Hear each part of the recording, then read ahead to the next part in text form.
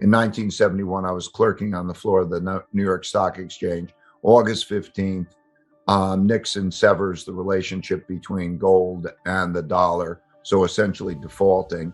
And I walked on the stock exchange. I said, financial crisis. I would expect it to be down a lot. It was up a lot. I studied history and found that the exact same thing happened in March 5th, 1933, with Roosevelt doing the same thing, basically, on the radio. And then I understood things better. So what happened for me over the last number of years is there are three big things that are happening in my lifetime that didn't happen. So the first is the amount of debt creation and monetization of that and how it's carrying through the system. The second is the amount of internal political, social, economic conflict that is now going on.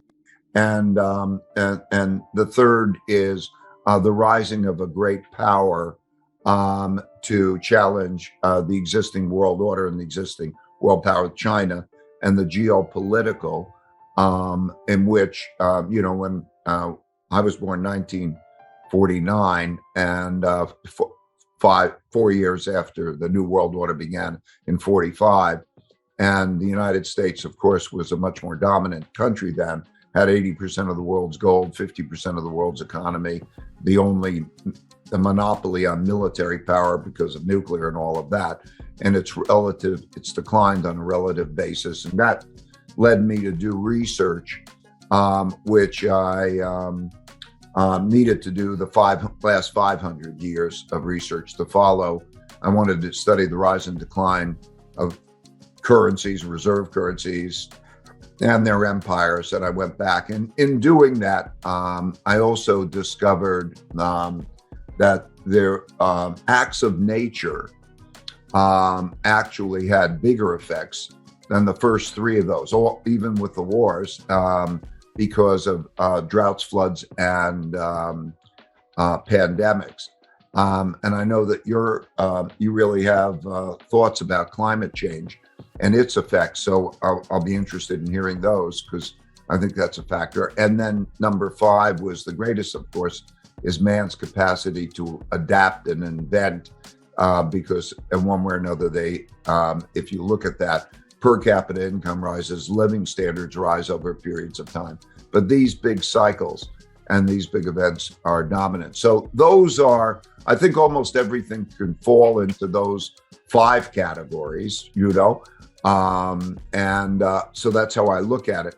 I think that we're in a period in which there's a supply and demand for debt and credit that is because one man's debts are another man's assets. And there's a supply demand for credit that is having an effect on making us move into a stagflation kind of environment. In other words, the trade-offs between the two will become more difficult. But I think that number 2 influence, the political, is the most important. What I mean by that is I think we have been used to being in an environment in which economics ruled. You'd have a global economy, and those who could produce items more efficiently or cheaper would get the business, and they would raise their living standards, and other places, so it was a global competition, largely run by economic considerations, and resources would shift that way. I think we're now in, that doesn't exist as much that way.